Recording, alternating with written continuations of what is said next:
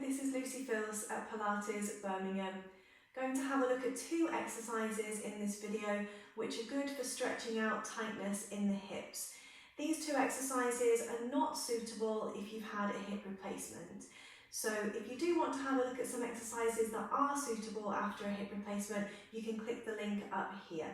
The first stretch that we'll look at is the open hip stretch. It's stretching out the adductor muscles. So if you come down to sitting on your sit bones, and of course we're going to do this with a Pilates Mind, so we're going to think about the posture through the spine and the core stability muscles as well. So when you bring the soles of your feet together, we haven't got the heels right close to the sit bones. We've actually got, there's a good almost half a metre there between the base of the body and the heels. So if I just turn to the side. So our main focus is to keep on the sit bones with a really straight back position. What we don't want to do with this stretch is to kind of go into this rounded back posture where the shoulders jut forward and we go into a forward head position as well. So we're on the sit bones and we're really upright and nice and straight through the spine. So you'll take this stretch to different stages just depending on how tight you are in the hips and how tight you are in your lower back. If you feel like you're pretty strong in that posture, you can try to bring your feet just a fraction closer towards the pelvis. So I've maybe moved about 2 inches closer. And then again, just watch out if you start to go into that C shape in the spine. We want to stay on the sit bones and we want to stay really upright through the back. So again, if you feel okay there, you can bring the feet that little bit closer again and double check on the position in your spine. I'm just going to move to the front for the next couple of movements. So again, if you're maintaining that upright position in the spine, you can come a little bit closer again. So it's about keeping the spine straight before we start to really go into flexibility in the hips. So if you are starting to go into that pelvic tilt, C shape, shoulders forward and forward head, take your feet further away and bring yourself back into that upright position. For those of you that are still nice and straight in the spine, you can come that little bit closer. So from here, or wherever you've stopped, depending on your back position, we can then start to work on that inner thigh flexibility, so the stretch through the adductor muscles.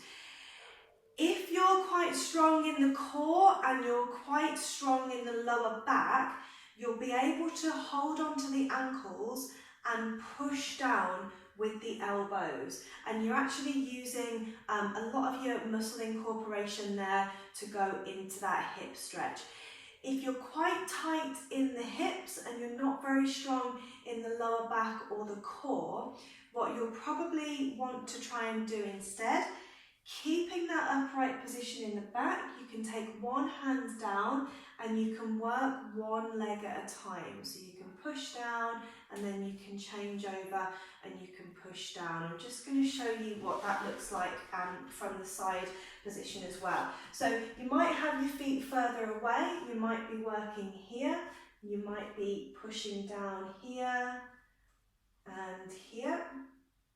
You might have your feet closer towards you, your heels closer towards your sit bones, and you'll be working here, either pushing down with the elbows or with one hand down and pushing down and pushing down.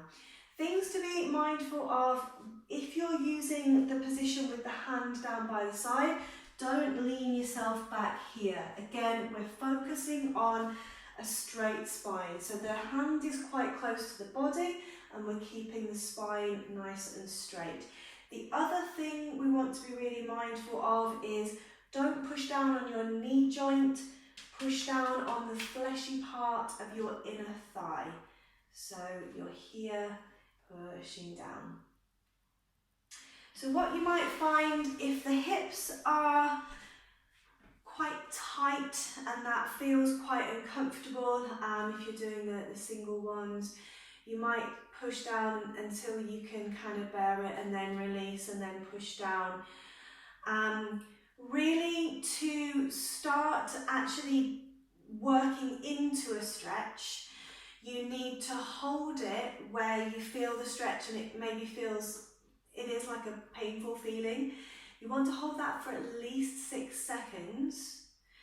If you are wanting to really develop a stretch, you need to hold it for at least 30 seconds. So it's what's called the stretch reflex, and it's when you get that sort of slight feeling, it sort of feels almost a bit painful, but it doesn't feel like it's in any danger. If it feels like it's in danger, then don't obviously hold it for 30 seconds. If it just feels like, oh, that's a strong stretch, you can hold that for 30 seconds and that will be a developmental stretch. Good. So that's the inner thigh stretch.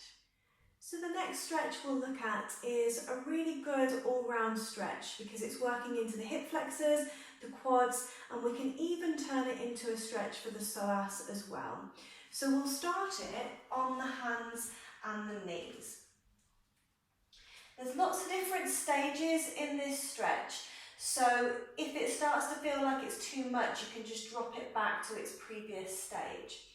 So we're going to move both hands over towards the left side of the mat, and we're going to bring the right foot forwards. Don't worry if you've got to, pick up your foot and pop it there, that's okay.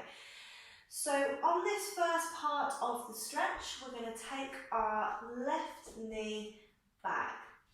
So we start to really work quite a lot into the inner thigh on this right leg that's forwards and right into the groin. And we also start to work into the hip flexors on the left leg as well. That might be enough. You might just want to keep it there and stay there. If you do feel like you want to work to the second stage, you can bring your both hands up to your knee, onto your thigh. When you first come up into this second stage, the back often goes into quite an extension. We get into a bit of a lordosis in the lower back. So what you're going to try and do, just getting my knee more comfortable, what you're going to try and do is really tuck your tailbone under. So you're reaching your tailbone down towards your heels. So we're actually straightening up through the spine. By tucking the tailbone under in this way, we get the stretch more into the quads on this left leg and into the hip flexors in this left leg.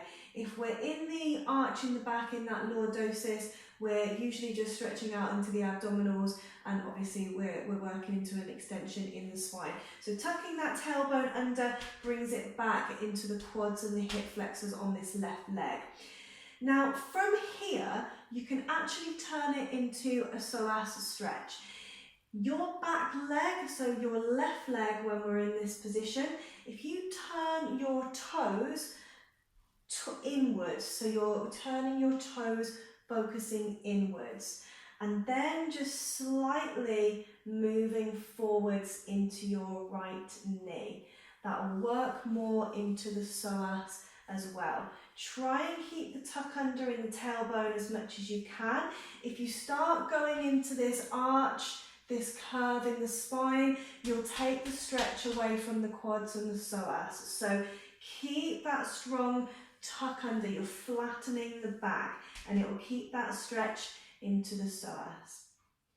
So there is a next stage on to this stretch, which takes it into a different dimension. If you bring your left foot back, so our toes are pointing forwards in line with our heel again as well. We'll stay tucked under in the tailbone for now. Reaching your arms up, we're just moving it into a little bit more of a balance exercise, so we're working the core stability. And when we do this next stage, it's good to keep your eye gaze quite focused and your head very steady, because it's quite easy to lose your balance if not. So next stage, we can work into the right knee, we can go into the arch in the back, and we can start to lean back. This takes the stretch stronger up into the hip, and we also start to work into the extension in the spine as well. So when you come out of this final stage, if you just move yourself really, really slowly, and then bring your hands down onto the inside of the foot, and then swinging that foot back. So we'll do the other side as well. We'll take the hands over towards the right side of the mat, and we'll bring the left foot forwards. So just remember, we're different on either side of the body, so you might not go to all stages on this side, it might feel different. We can start to take the right knee back until we're feeling the stretch. So at this point of the posture, we're feeling most of the stretch, probably coming into the inner thigh on this left leg, into the groin, and then a little bit onto the hip flexors on this right leg as well. So stage 2 is to bring those hands up onto the thigh and just noticing how much of an arch there is in the back when you first come up, and then tuck the tailbone right under so we're flattening through the back, and that's bringing that stretch more up into the hip flexors, and really try and work that tuck under in the tailbone, so flattening through the back. And then if you want to work into the psoas on that back leg, right leg, we're turning our toes inwards, so angling the foot, and you've really got to work with a strong tuck under. If you start to go into that arch in the back again, you're not stretching your psoas, so you really need to tuck under with the foot pointing in. So I'll just move my arm so you can see what that looks like from the side. So try to avoid being with an arch, tuck under, flatten the back, and that's working more into the psoas. And then that final stage in the stretch, we can straighten our foot again, so running our toes in line with the heels. Bring your arms up, make sure that you've got your balance, steady your eye gaze, steady your head position. You can move into the front knee, left knee, and you can go into the arch in the back. So it's working stronger into the hip flexors, top of the quads, and we're working into the extension in the spine. We're getting a stretch through the abdominals as well. You've got to really focus on your stability in this one. Moving slowly to come out, and steady, bring your hands onto the inside of the foot and swing that foot back. I like to just do a child's pose after that one because we've done quite a big extension in the spine, so it's good to round the back. Toes together, knees out to the edge of the mat, sit the bottom down onto the heels, stretch forwards, resting through the head.